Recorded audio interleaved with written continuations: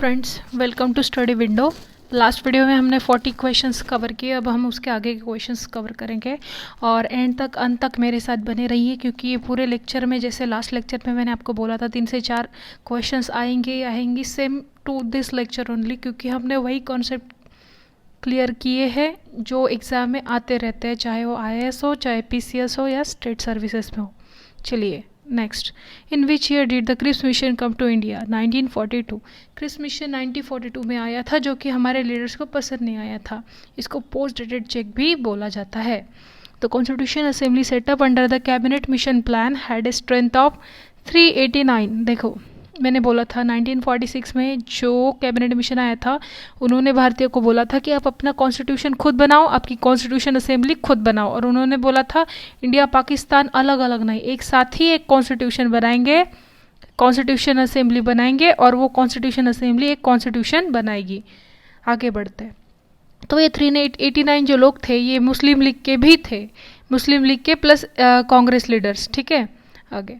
The strength of constituent assembly after withdrawal of Muslim league.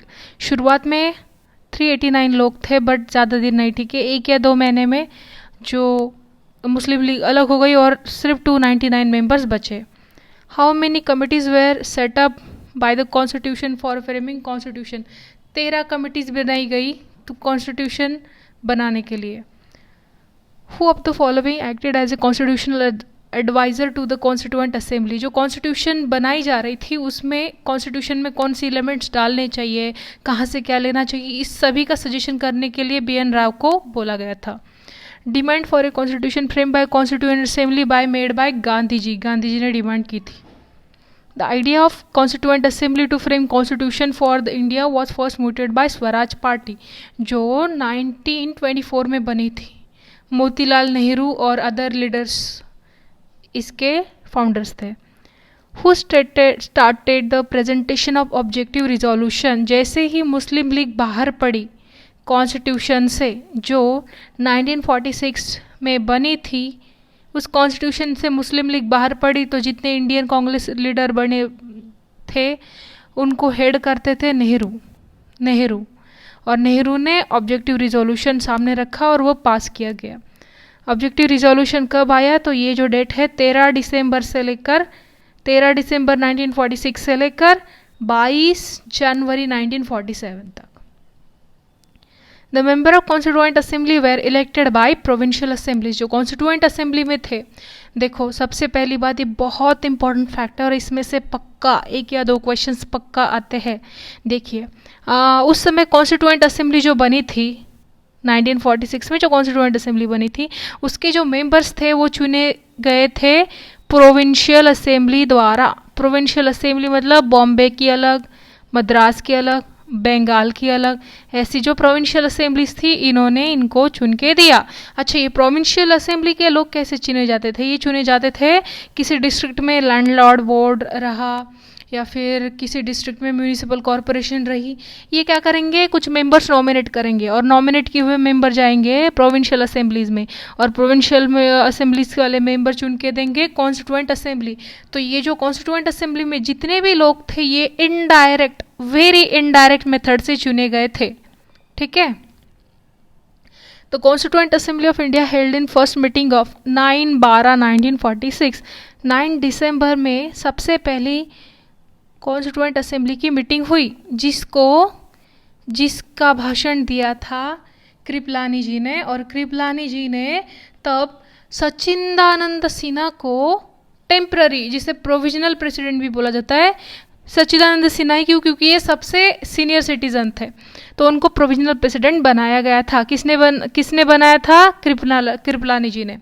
तो constituent assembly elected on 19 December 1946 as its permanent chairman. उसके बाद ये temporary थे। उसके बाद जो सेकंड मीटिंग हुई वो 12 दिसंबर को हुई, और 12 दिसंबर को परमानेंट चेयरमैन चुना गया, और वो थे doctor Rajendra Prasad. Who elected the chairman of drafting committee? Drafting committee सबसे मेन कमेटी थी। जो 13 कमेटीज़ बनाई गई थी, उसमें से सबसे इंपॉर्टेंट थी ड्राफ्टिंग कमेटीज़, जिसमें टोटल 7 मेंबर्स थे, और जिसके जो प्रेसिडेंट थे वो थे डॉक्टर अंबेडकर। ठीक है। और वो चेयरमैन ऑफ ड्राफ्टिंग कमेटी भी उनको बोला जाता है। अच्छा, ये सुनिए, जो ड्राफ्टिंग कमेटी में थे टोटल 7 मेंबर्स थे। एक Krishna Swami Ayyar, N Gopala Swami, Ambedkar, Munshi Mohammad Saadulla, BL Mitter and DP Khetan, ये 7 लोग थे। ये अलादी कृष्ण स्वामी अय्यर दिया, अंबेडकर दिया, गोपालाचार्य अयंगर एक गलत है, इसीलिए ड्राफ्टिंग कमेटी में कौन लोग होंगे, तो मैंने जो आपको 7 नाम बताए वो आप याद रखना। आगे, many provisions in our constitution have been borrowed from the government of India act. देखिए, जो हमारी कॉन्स्टिट्यूशन है उसमें सिर्फ एक चीज़ से नहीं, एक ही सोर्स से नहीं आया है। जो भी उसमें जो लिखा गया है कंटेंट, वो अलग अलग जगह से आए। जैसे कुछ चीज़ें आई अफ्रीकन कॉन्स्टिट्यूशन से, कुछ चीज़ें आई ऑस्ट्रेलिया से, कुछ चीज़ें आई अमेरिकन कॉन्स्टिट्यूशन, कुछ ब्रिटेन कॉन्स्टिट्यूशन से आई, और बहुत सारी चीज़ें अगर देखा जाए ना, तो ब्रिटिशर्स ने जो एक्ट बनाए थे भारत में, जैसे देखा जाए तो एक 1919 वाला एक्ट रहा, 1935 वाला एक्ट रहा। इन एक्ट्स में भी बहुत इंपॉर्टेंट जो प्रोविज़न हमको लगे वो हमने हमारे कॉन्स्टिट्यूशन में डाले हैं। ठीक है। The government of India act 1919 introduce the system of dyarchy in the provinces. Dyarchy means system of double government. देखिए, डायरकी शब्द जो है, देखो यूपीएससी 2017 में एक क्वेश्चन आया था, डायरकी किस साल में इंट्रोड्यूस हुई, तो डायरकी हुई 1919 में इंट्रोड्यूस हुई। और डायरकी का मतलब होता है, अच्छा, वो जो डायरकी थी जो सबसे पहले इंट्रोड्यूस हुई थी वो थी provincial dyarchy. Very important, you have to remember this thing, provincial dyarchy. ठीक है, प्रोविंशियल डायरकी अलग कॉन्सेप्ट है और सेंट्रल डायरकी अलग कॉन्सेप्ट है।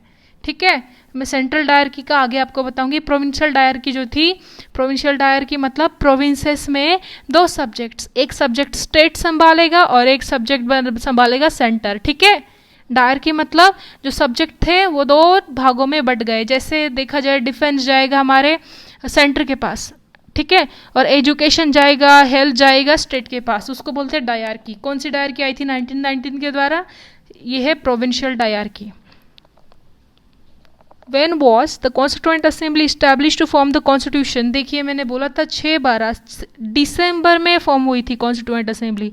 जैसे एक मीटिंग 6 तारीख को, एक 9 दिसंबर को, एक 12 दिसंबर को जब राजेंद्र प्रसाद को चुना गया, तो ऐसी जो मेन उसकी स्टार्टिंग है ना, वो हम 6 दिसंबर से मानते हैं, 6 दिसंबर 1946। The constitution of India was adopted in, हाँ, तो आपको ये जो डेट है ना, आपने कभी प्रियम्बल सुनी होगी, we hereby adopt enact our constitution in 26 नवंबर 1949। ये डेट बहुत इम्पॉर्टेंट है।